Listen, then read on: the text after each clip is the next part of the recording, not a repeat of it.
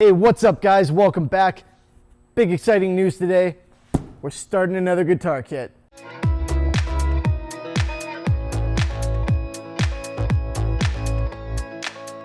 Yeah, so this is a Spalted top Les Paul kit from Solo Music Gear. I think it's going to be awesome, but I haven't unboxed it yet, so it's hard to say. I'm just going based on my previous experience with these guys. Thank you to Solo for sending me this. I am very excited to get to work on it. If you guys want one of these, if you want to check it out and follow along with this build, I'm going to try and make it as kind of user-friendly as possible, if you will. I'm not going to do a whole bunch of crazy stuff like I did in the last one. I'm going to try and make it awesome with, you know, basic products and basic tools that you can get pretty much anywhere. So yeah, if you're interested in checking one of these out and getting one so you can follow along with the series, I have an affiliate link in the description below. Take a look at that and decide if you want one. And yeah, that's enough talking. Let's get this thing opened up.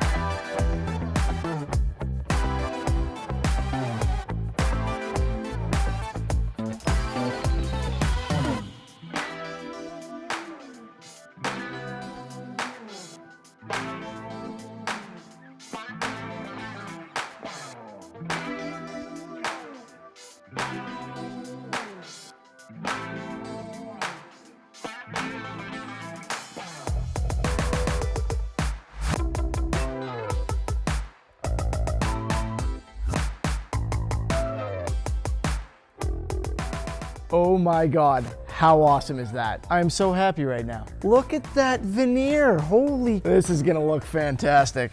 Woo-hoo. Now that's a nice sturdy instrument right there. Yeah, they even got this sick veneer on the headstock. Whew. You know, it feels comfortable. I don't have my fret rockers and stuff here. I'm gonna have to take this to the garage and check the neck and everything, and you know, we'll probably, if anything's out, we'll do a little bit of fretwork like we did in the last one. That's what made that one so comfortable, so, you know, high quality when all said and done, and really improve the playability. The fret ends aren't particularly sharp. There are a couple of them that need a little bit of rounding, so I will do that. All right, important part now. Let's test the fit of the neck. Now, I know I've told you guys this before, but I think that neck fit is very important in any guitar, any kit guitar. I think it probably affects sound transfer, it affects how the strings vibrate and all that. I could be wrong, but really you should have a good fitting neck joint. And if you've got a bolt-on neck, this isn't a bolt-on neck. Okay. If you've got a bolt-on neck, it's less of an issue sometimes because you can just kind of screw it in tighter, and you can add some screws at an angle in the back to kind of suck it down. In a set neck, you would want to probably add a little bit of veneer in there or something if you've got a loose fitting neck. If the neck's too big and it won't fit in the slot, then that's fine. You just shave a little bit off, sand a little bit off until it fits. Now this is a set neck guitar, but they've also, I guess, given me the option to bolt it on if I want. They've given me a neck plate and some screws. I would rather do the standard set neck as you would expect from a Les Paul. So that's enough kind of chatting about it.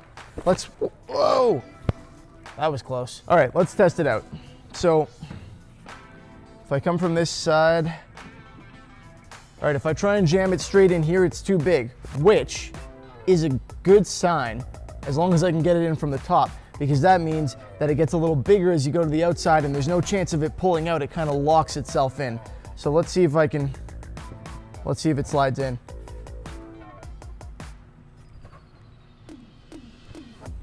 Yes, that's awesome. Lift test. It's like magic. As you can tell, I'm kind of losing my mind over how happy I am about this, but you know, before I really do, there are a couple things that we need to check, all right? Everything appears to be good so far, but if the neck doesn't line up properly, even if it fits properly, that's gonna be a pain and something that we need to fix and something that I'm not gonna be very pleased about. So the next thing we need to do is check that. Most of the other stuff is fairly straightforward. If something's not quite what it should be, we'll fix it. But if the neck doesn't line up properly, then we're in for a little bit more of a pain in the ass. So what I'm gonna do is I'm gonna put in my 2 outside tuning pegs for the strings. I'm gonna run my 2 outside strings through the bridge, make sure that it lines up. I got a tune-o-matic bridge on this guy. That's what it comes with. I'm gonna make sure that I line up the bridge with the holes where it would go. I'm not gonna install it, but I'll put them in there, and then I'm gonna make sure that the strings run down properly on either side of the fretboard. If one of them's off, if it's crooked, that kind of stuff can really affect how the guitar plays. When I did my guitar kit from Guitar Fetish, I didn't check all of this first because it had a book match veneer, and I thought it's got a book match veneer, the holes are pre-drilled. Obviously the holes weren't pre-drilled. I drilled the holes. So it had a book match veneer, and I thought obviously that's gonna be the center line. Figured the neck would fit properly, got it all assembled, and lo and behold, the whole friggin' thing's at an angle. So it's terrible. Anyway, let's take a couple of these strings because let's be honest, we're not gonna use them on the actual guitar. I'll put in a couple tuning pegs real quick, run the strings through the bridge, and we'll make sure that this is actually gonna work.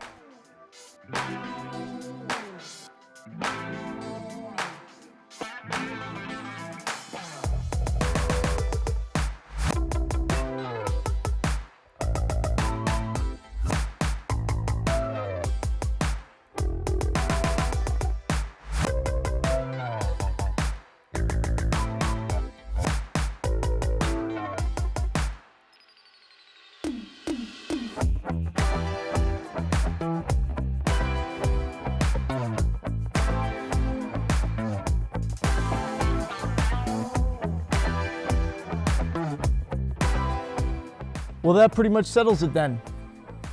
It's awesome. It looks perfect. Runs right where you would expect it to, and yeah, no complaints. So I will do a stock hardware demo on this one, just like I did with the last kit build, but in this case, what I'm gonna do is assemble and finish it first. So we're gonna go through that whole process, and then we'll test out the stock hardware after that part's done. The reason for that is this one's a set neck, and I don't really want to glue in the neck and everything and then not finish it, you know? Like, I'm gonna get it done. We'll do the stock hardware demo, and then we'll do some upgrade stuff so I can make a separate video of upgrades. It'll be great. Just trust me, this one's gonna be fun. Now, this guitar kit isn't very expensive. I'm not sure what it is in American dollars, but anyway, check out the link if you wanna see what it costs. There's only one thing about it that I'm not really fond of personally. The back of this, I believe, is mahogany, and if you look, there's clearly a section of it, and let me try and get you a better look at it. There we go. There's clearly a section that's lighter, all right? And that's this whole corner here is made out of a lighter mahogany than the rest. So it seems, I don't see any other glue joints in this. So it seems to me that they had this slab, it fit up until that, and then they glued that part on, which is fine. It just would have been nice if it was the same color. Now, I don't dislike it enough to go ahead and put an opaque finish on this. I think this wood is actually beautiful. So I'm gonna be doing a transparent thing on here that I think you guys are gonna find really cool. But yeah, that's my complaint. That's the one thing that I'm not super happy about with this kit. But hey, aside from that, it's awesome. So that's it for this video. That is the Spalted Top Les Paul that I'm gonna be working on. Again, if you want it, take a look, grab it, and stay tuned. It's gonna be an awesome series, I think. What I'm gonna do, like I said, is keep it fairly simple in terms of the way that I apply stuff so that you guys can follow along if you want to and get pretty much the same results. I'm also gonna make an effort to keep it inexpensive. So you'll probably see this series coming in on something along the lines of like how to make an awesome Les Paul for whatever price. So as always, thank you for watching. I hope you enjoyed the video. If you did, please feel free to give it a thumbs up. I would appreciate that. Forgive me for speaking so quickly, and subscribe if you haven't already, and I will see you next time. Thanks again. Have a good one.